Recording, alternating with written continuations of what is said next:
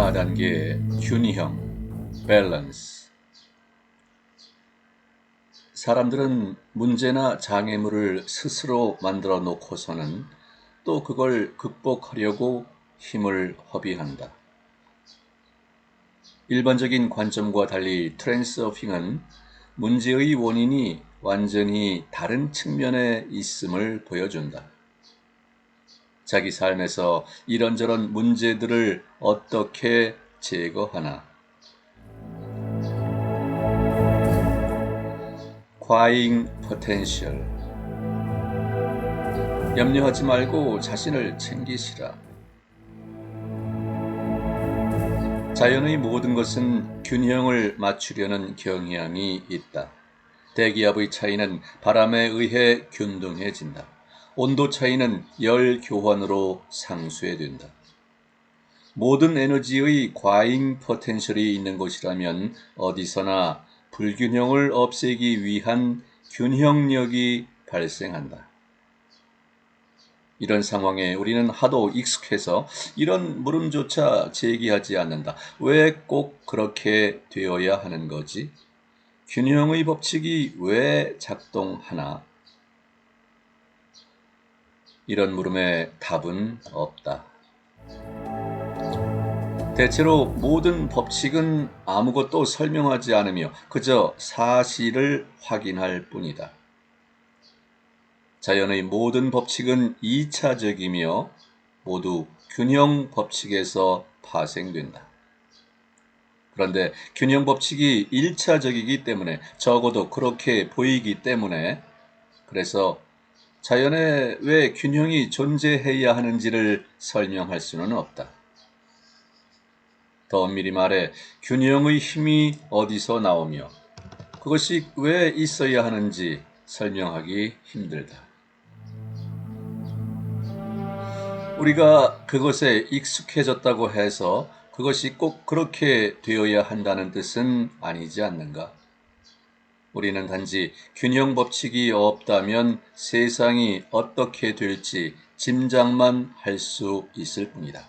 즉, 일정한 형태가 없이 무질서한 진흙 수렁 혹은 어마어마한 불구덩이로 바뀌지 않았을까? 하지만 그런 세상이 보이지 않는다고 해서 그걸 균형 법칙이 존재하는 이유로 들 수는 없다. 따라서 우리는 이걸 그냥 사실로 받아들이고 주변 공간의 완벽함에 경탄하며 무엇이 이 모든 것을 지배하는지 의아하게 여길 수밖에 없다. 인생에 명암이 엇갈리고 성공과 실패가 교차한다는데 우리는 익숙해졌다. 이건 다 균형의 법칙이 드러나는 것이다. 결국 성공도 실패도 균형을 깨는 것이 아니던가. 완전한 균형이란 아무것도 일어나지 않을 때인데 절대적인 균형이란 또 있을 수 없다. 어떻든 이런 일을 아직 그 누구도 볼 수 없었다. 세상에는 끊임없이 변동이 있으니 낮과 밤, 밀물과 썰물, 탄생과 죽음 등이 그렇다. 심지어 진공 속에서도 소립자들의 생성과 소멸이 끊임없이 일어난다. 세상 전체를 흔들리고 소멸하고 서로 작용하는 진자들의 형태로 볼 수 있다. 모든 진자는 이웃들의 진동을 받아들이고 자기 진동을 그들에게 전달한다. 이 모든 복잡한 시스템을 지배하는 기본 법칙 하나가 균형의 법칙이다. 모든 것은 궁극적으로 균형을 향해 치닫는다. 당신도 역시 일종의 진자이다. 만약 당신이 균형을 깨고 어느 쪽으로 급격히 흔들리려고 한다면 주변 진자들을 건드리고 그리하여 주변에 분노를 낳고 그것이 나중에 당신에게 반대하여 돌아설 것이다. 균형은 행동만이 아니라 생각으로도 깨질 수 있다. 생각에 행동이 뒤따르기 때문인 것만은 아니다. 당신도 아시다시피 생각은 에너지를 방출한다. 물질로 구체화된 세계에서 모든 것은 그 자체에 에너지 기반이 있다. 그리고 보이지 않는 에너지 수준에서 일어나는 모든 것은 보이는 물질적 객체들의 움직임에 반영된다. 우리네 생각 에너지가 주변 세상에 영향을 끼치기에는 너무 작은 것처럼 보일 수도 있다. 그러나 그게 사실이라면 모든 것이 훨씬 더 간단해질 것이다. 그렇기는 해도 결국 헷갈리지 않으려면 에너지 수준에서 무슨 일이 일어나는지 추측하지는 말자. 우리 목적에는 단순화한 균형 모델을 받아들이는 것으로도 충분하다. 즉, 과잉 에너지 포텐셜이 나타나면 그것을 제거하기 위한 균형력이 생긴다는 것.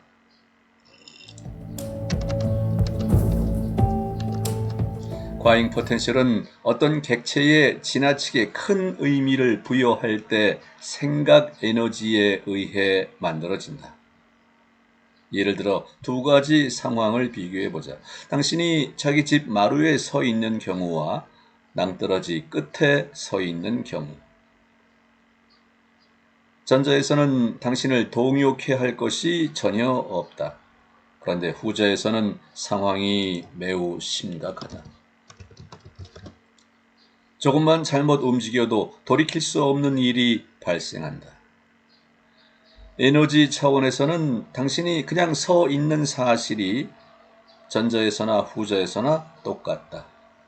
그러나 벼랑 끝에 있을 때 당신은 두려움으로 긴장이 고조되고 에너지장에서 불균일성을 만들어낸다. 이때 이 과잉 포텐셜을 제거하는 쪽으로 균형력이 즉시 발생한다. 당신은 그것의 작용을 실제로 느낄 수도 있다. 즉, 한편으로는 설명할 수 없는 힘이 아래로 끌어당기는데 또 다른 편으로는 가장자리에서 더 멀리 물러나게 당길 것이다. 결국 공포의 과잉 포텐셜을 제거하기 위해서는 균형력이 당신을 그 벼랑 끝에서 끌어내거나 아니면 밑으로 던져 끝장내야 하지 않겠는가? 이것이 당신이 실감하는 균형력의 작용이다. 에너지 수준에서 물질적인 객체는 전부 같은 의미를 지닌다. 그것들에게 우리가 특정한 성질을 부여하는 것이다. 좋은 것과 나쁜 것, 재미난 것과 우울한 것, 매력적인 것과 역겨운 것, 선한 것과 악한 것, 단순한 것과 복잡한 것 등등. 이 세상 모든 것이 우리의 평가를 받는다. 평가 자체가 에너지장에서 불균일성을 만드는 것은 아니다. 당신은 안락의자에 앉아서 여기 앉아있는 건 안전한데 벼랑 끝에 서는 건 위험하다고 평가할 수 있지만 그것이 그 순간에 당신을 불안하게 만들지는 않는다. 그냥 평가만 하는 것이고 따라서 균형은 전혀 깨지지 않는다. 과잉 포텐셜은 평가에 지나치게 큰 의미가 부여될 때만 나타난다. 큰 의미를 지니는 평가가 동시에 실제를 왜곡하는 것이라면 포텐셜이 증대한다. 대체로 어떤 대상이 우리한테 아주 중요할 때 우리는 그 특질을 객관적으로 평가할 수 없다. 예를 들어 경배의 대상에게는 그 장점을, 증오의 대상에게는 그 결점을, 공포의 대상에게는 그 두려운 성질을 우리는 항상 과도하게, 지나치게 부여한다. 그리하여 생각 에너지가 실제로는 없는 곳에서 특정한 자질을 인위적으로 재현하려고 든다.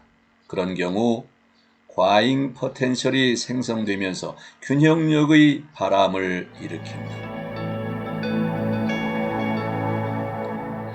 실제를 왜곡하는 평가의 치우침, 편향에는 두 가지 방향이 있다. 대상에 지나치게 부정적이거나 지나치게 긍정적인 특질을 부여하는 것이다.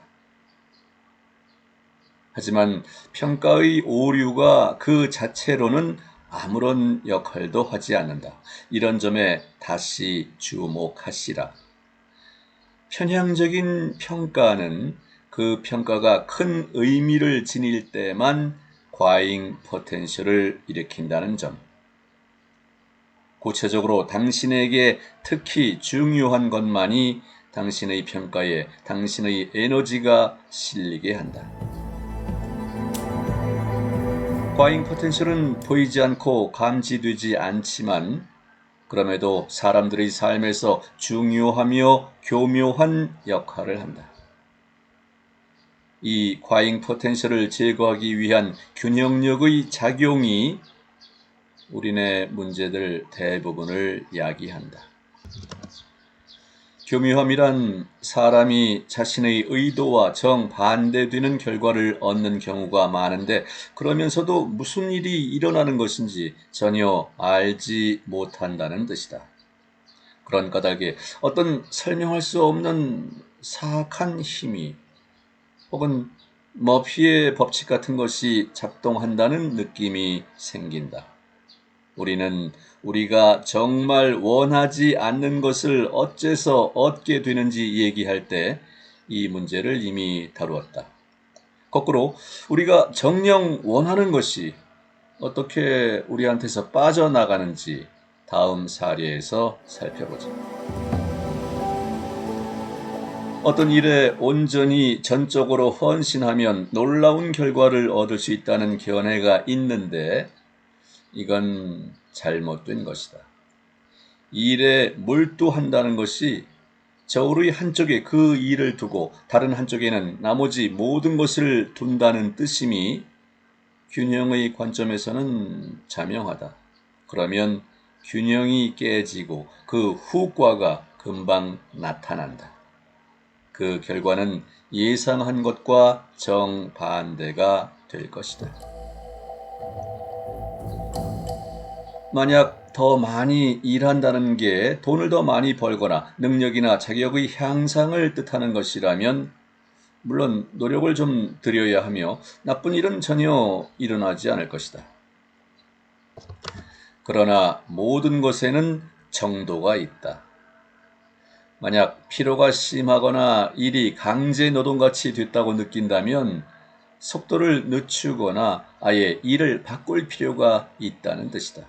정도 이상의 노력은 반드시 부정적인 결과를 초래할 테니까. 이게 어떻게 일어나는지 살펴본다. 일 이외에도 당신에게는 집과 가족, 취미, 자유시간 등의 특정한 가치 체계가 있다. 이 모든 것을 한편에 두고 그 맞은편에 일을 두었다면 일하는 곳에서 아주 강력한 포텐셜을 만들었다는 뜻이다. 자연의 모든 것이 균형을 추구하는 만큼 과잉 포텐셜을 줄이기 위해 작동하는 힘이 당신의 의지와 상관없이 생겨날 것이다. 그리고 그건 아주 다양한 방식으로 작동할 수 있다.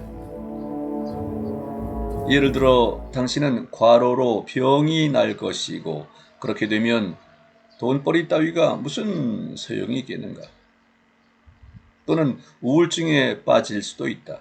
왜냐하면 자신에게 힘겨운 일을 하도록 자신을 몰아붙이니까. 이성은 자, 돈을 벌어야 해 하고 다그치는데 영혼은 혹은 잠재의식은 놀란다. 내가 과연 고통받고 안달하기 위해 이 세상에 나왔단 말이야? 이게 다 무슨 소용이야? 결국 당신에게는 만성 피로가 생기고 그때는 이미 생산성 운운하는 것조차 껄끄럽다. 얼음바닥에서 팔딱이는 물고기 신세라는 느낌이 들겠지만 그래봤자 나아지는 건 없다. 그러면서 주변의 다른 사람들이 노력을 훨씬 덜 들이면서도 더 많은 것을 성취하는 걸 알아차릴 수 있다. 알고 보니 웬만큼 성취한 뒤에는 당신이 자기 일에 부여하는 중요성의 눈금을 정도를 벗어나게 되더라. 그 일이 당신에게 더 큰 비중을 차지할수록 갖가지 문제가 더 많이 불거질 것이다. 당신에게는 이런 문제가 다 정상적으로 발생하는 것처럼 보일지 모른다. 일하다 보면 그럴 수 있지. 일이라는 게 그런 거지 뭐. 그런데 실제로는 만약 당신이 설정한 중요성의 눈금을 조금 낮춘다면 그런 문제는 훨씬 더 줄어들 것이다. 여기서 결론은 하나. 즉, 일에 대한 자신의 태도를 의식적으로 재점검하면서 과잉 포텐셜을 제거할 필요가 있다. 일 이외에 좋아하는 것을 할 수 있는 자유시간이 있어야 한다. 휴식을 취할 줄 모르고 일을 끊을 줄 모르는 사람은 일할 줄 모르는 것이다. 일터에 도착하면 자신을 임대하시라. 손과 머리는 내주되 가슴을 내주지는 말라.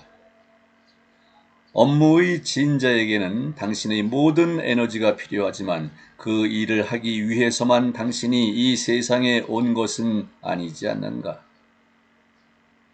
자신의 과잉 포텐셜을 제거하고 진자들한테서 해방될 때 당신의 업무 효율은 눈에 띄게 향상될 것이다. 자신을 임대한 뒤에는 흠 없이 움직이시라. 별것도 아닌 과실로 비난받을 수 있는 사소한 실수도 허용하지 마시라. 흠 없는 일 처리는 당신의 책임이다. 자신을 임대한다는 것이 무책임하고 설렁설렁 일한다는 뜻은 절대 아니다. 이건 과잉 잠재력을 만들지 않고 별개로 움직이면서도 당신에게 요구하는 것을 명확하게 수행한다는 뜻이다. 그렇지 않으면 불상사가 생기거나 곤경에 처할 수 있다.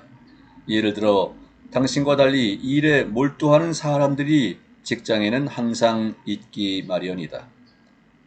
그들은 당신이 자신을 임대하고 있으며, 즉 각별한 노력을 기울이지 않으며 그러면서도 효율적으로 움직이고 있다고 잠재의식에서 느끼게 된다. 그렇게 기를 쓰고 일하는 사람들은 경쟁자의 실수를 잡을 구실을 본능적으로 찾기 시작할 것이다. 당신이 실수하는 즉시 득달같이 달려들 것이다. 실수라고 해야 기본적인 것이고 그래서 더 안타깝다. 예를 들어 지각한다거나 뭔가를 잊어버리거나 방심하여 놓친다고 치자. 만약 당신이 그들처럼 일에 몰두하는 사람이라면 그 정도 실수에는 눈을 감을 것이다. 그러나 이제 당신을 일에 열정이 없다고 비난할 것이다. 그런 상황은 직장뿐 아니라 가정이나 지인들 사이에서도 발생할 수 있다. 그러므로 자신을 임대하는 모든 상황에서는 책임을 명확하게 수행하여 지적받을 건수가 없게 해야 한다. 흠 없음은 당신이 아니라 당신 내면의 관찰자가 관리인이 지켜봐야 한다. 안 그러면 당신은 다시 게임에 빠져들게 될 것이다. 내면의 관리인은 인격의 분열과 하등 관련이 없다. 자신이 무엇을 어떻게 하는지 배경에서 알아차리기만 하면 된다. 이에 대해서는 잠시 뒤에 다시 얘기하겠다. 이런 반박이 나올 수 있다.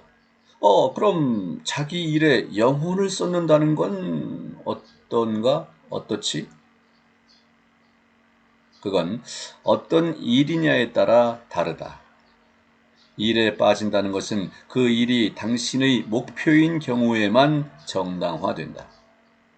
당신의 목표가 무엇인지에 대해서는 뒤에서 얘기할 텐데 그 일이 당신의 목표인 경우 그건 당신을 성공으로 이끄는 통로 역할을 한다. 그런 일은 당신에게 에너지를 공급하고 기쁨과 영감과 만족을 안긴다.